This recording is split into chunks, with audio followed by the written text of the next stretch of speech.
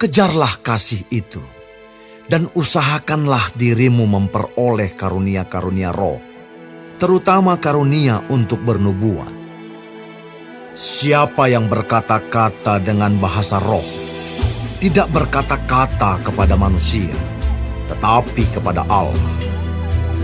Sebab tidak ada seorang pun yang mengerti bahasanya. Oleh roh ia mengucapkan hal-hal yang rahasia.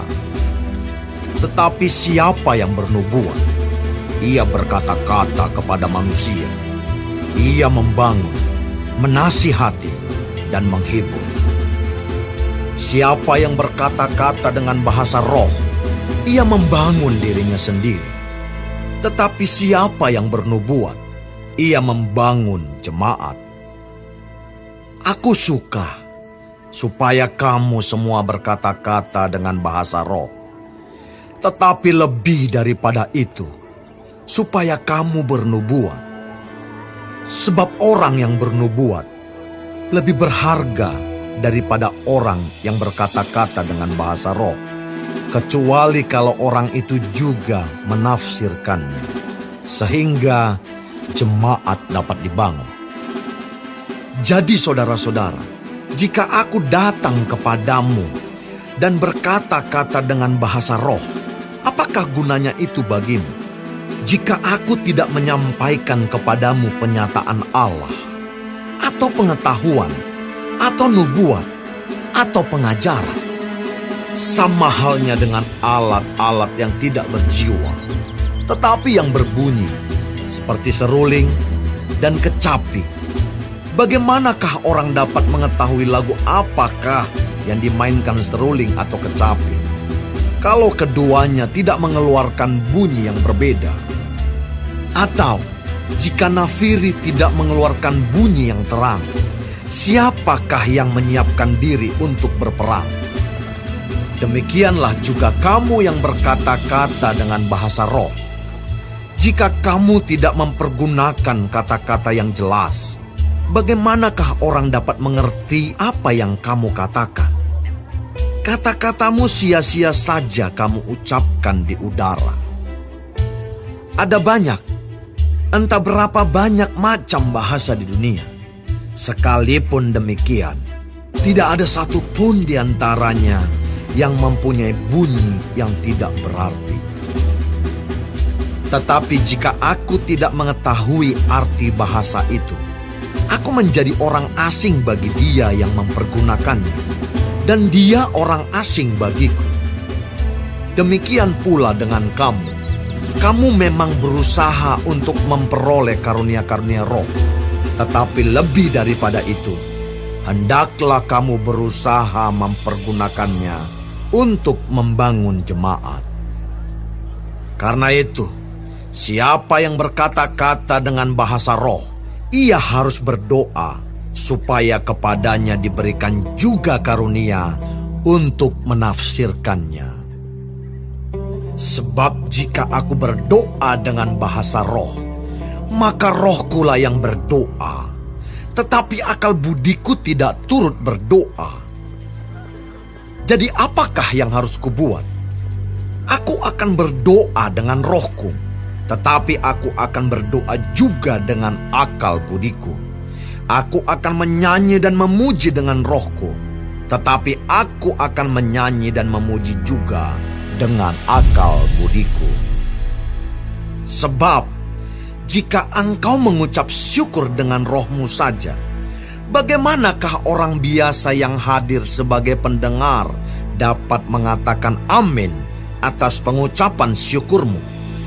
Bukankah ia tidak tahu apa yang engkau katakan? Sebab sekalipun pengucapan syukurmu itu sangat baik, tetapi orang lain tidak dibangun olehnya. Aku mengucap syukur kepada Allah bahwa aku berkata-kata dengan bahasa roh lebih daripada kamu semua. Tetapi dalam pertemuan jemaat, aku lebih suka mengucapkan 5 kata yang dapat dimengerti untuk mengajar orang lain juga, daripada beribu-ribu kata dengan bahasa roh. Saudara-saudara, janganlah sama seperti anak-anak dalam pemikiranmu. Jadilah anak-anak dalam kejahatan, tetapi orang dewasa dalam pemikiranmu. Dalam hukum Taurat ada tertulis, oleh orang-orang yang mempunyai bahasa lain dan oleh mulut orang-orang asing, aku akan berbicara kepada bangsa ini. Namun demikian mereka tidak akan mendengarkan aku, firman Tuhan. Karena itu, karunia bahasa roh adalah tanda, bukan untuk orang yang beriman, tetapi untuk orang yang tidak beriman. Sedangkan karunia untuk bernubuat adalah tanda, bukan untuk orang yang tidak beriman, tetapi untuk orang yang beriman. Jadi, kalau seluruh jemaat berkumpul bersama-sama dan tiap-tiap orang berkata-kata dengan bahasa roh, lalu masuklah orang-orang luar atau orang-orang yang tidak beriman, tidakkah akan mereka katakan bahwa kamu gila? Tetapi kalau semua bernubuat, lalu masuk orang yang tidak beriman atau orang baru, ia akan diyakinkan oleh semua dan diselidiki oleh semua. Segala rahasia yang terkandung di dalam hatinya akan menjadi nyata, sehingga ia akan sujud menyembah Allah dan mengaku, sungguh Allah ada di tengah-tengah kamu. Jadi bagaimana sekarang saudara-saudara? Bila mana kamu berkumpul, hendaklah tiap-tiap orang mempersembahkan sesuatu. Yang seorang mazmur, yang lain pengajaran, atau penyataan Allah, atau karunia bahasa roh, atau karunia untuk menafsirkan bahasa roh. Tetapi semuanya itu harus dipergunakan untuk membangun. Jika ada yang berkata-kata dengan bahasa roh, biarlah 2 atau sebanyak-banyaknya 3 orang, seorang demi seorang, dan harus ada seorang lain untuk menafsirkannya. Jika tidak ada orang yang dapat menafsirkannya, hendaklah mereka berdiam diri dalam pertemuan jemaat, dan hanya boleh berkata-kata kepada dirinya sendiri dan kepada Allah. Tentang nabi-nabi, baiklah 2 atau 3 orang diantaranya berkata-kata, dan yang lain menanggapi apa yang mereka katakan. Tetapi jika seorang lain yang duduk di situ mendapat penyataan, maka yang pertama itu harus berdiam diri. Sebab kamu semua boleh bernubuat seorang demi seorang, sehingga kamu semua dapat belajar dan beroleh kekuatan.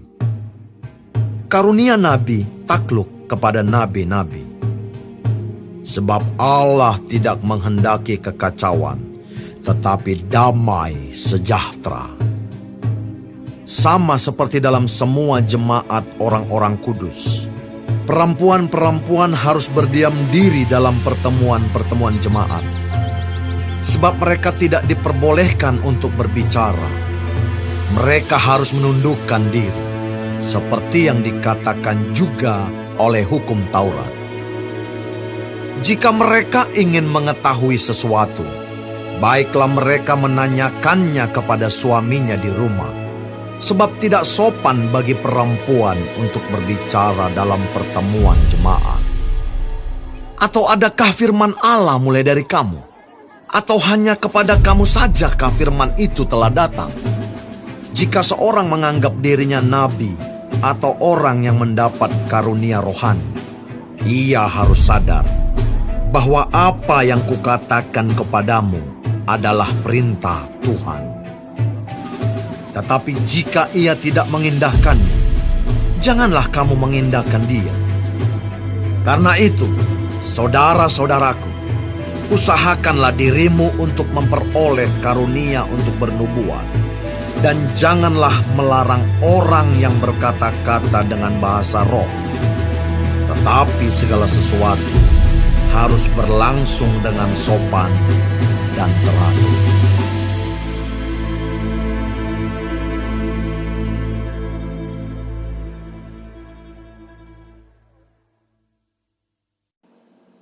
Shalom semua jemaat Tuhan. Sekarang kita sudah memasuki kitab 1 Korintus 14. Tuhan Yesus memberkati.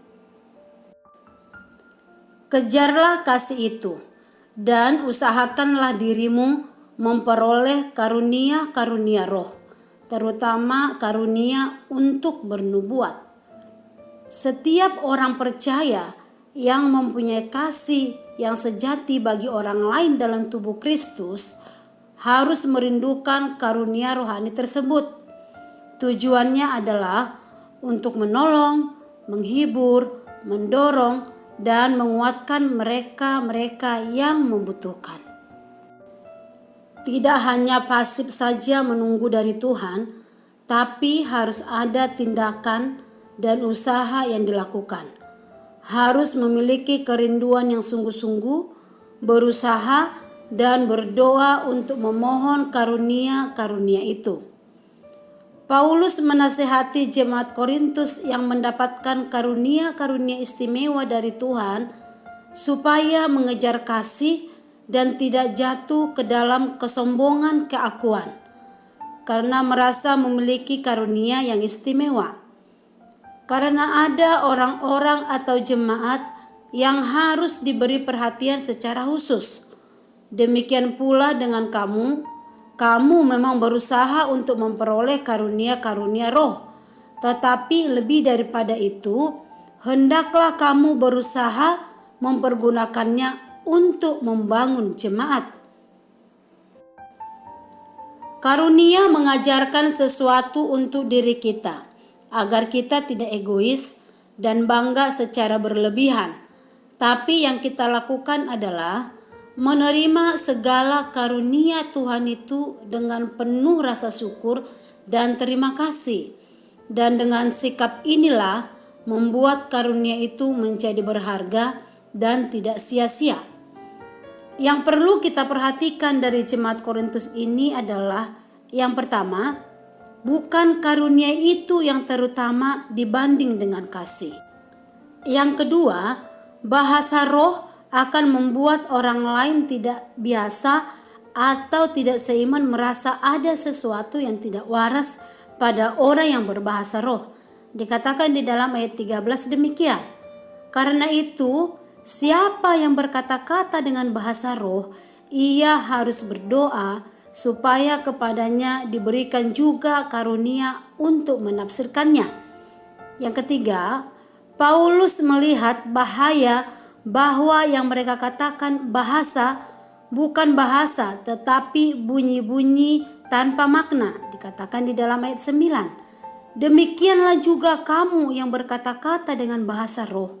Jika kamu tidak mempergunakan kata-kata yang jelas, bagaimana orang dapat mengerti apa yang kamu katakan? Kata-katamu sia-sia saja kamu ucapkan di udara. Paulus sendiri banyak berbicara bahasa roh dibanding dengan yang lain. Tetapi ia lebih suka berbahasa yang dimengerti demi kepentingan orang banyak. Di dalam ayat 18 sampai 19 dikatakan demikian. Aku mengucap syukur kepada Allah bahwa aku berkata-kata dengan bahasa roh lebih daripada kamu semua. Tetapi dalam pertemuan jemaat, aku lebih suka mengucapkan 5 kata yang dapat dimengerti untuk mengajar orang lain juga daripada beribu-ribu kata dengan bahasa roh. Mari gunakanlah karunia roh itu untuk membantu kita supaya semangat di dalam melayani, membangun keutuhan jemaat, dan memberi jawaban atas kebutuhan jemaat. Ayat 26-40. Peraturan dalam pertemuan jemaat. Tujuan ibadah kita adalah untuk memuliakan dan menyukakan Tuhan, bukan diri kita. Jika ibadah itu semakin menyukakan hati Tuhan, maka akan ada banyak dampak-dampak positif yang terjadi pada umat. Niat baik tidak menjamin bahwa cara kita beribadah akan selalu benar. Itu sebabnya perlu ada aturan.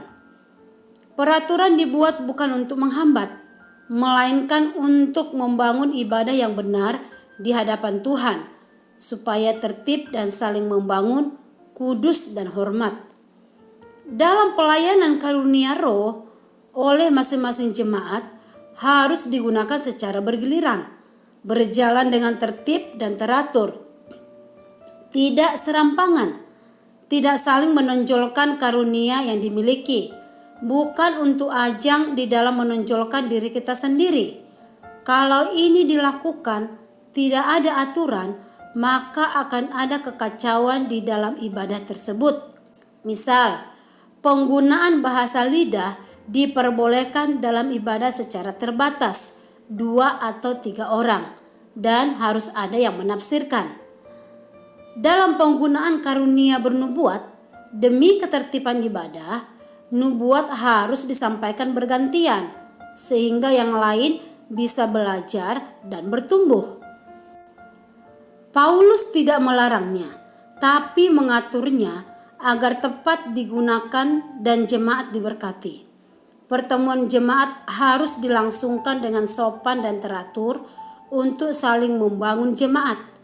Yang pasti ibadah kita haruslah sopan, teratur sebagai wujud penghormatan kita pada Tuhan. Di dalam ayat 39-40, karena itu saudara-saudaraku, usahakanlah dirimu untuk memperoleh karunia untuk bernubuat, dan janganlah melarang orang yang berkata-kata dengan bahasa roh, tetapi segala sesuatu harus berlangsung dengan sopan dan teratur. Amin. Tuhan Yesus memberkati.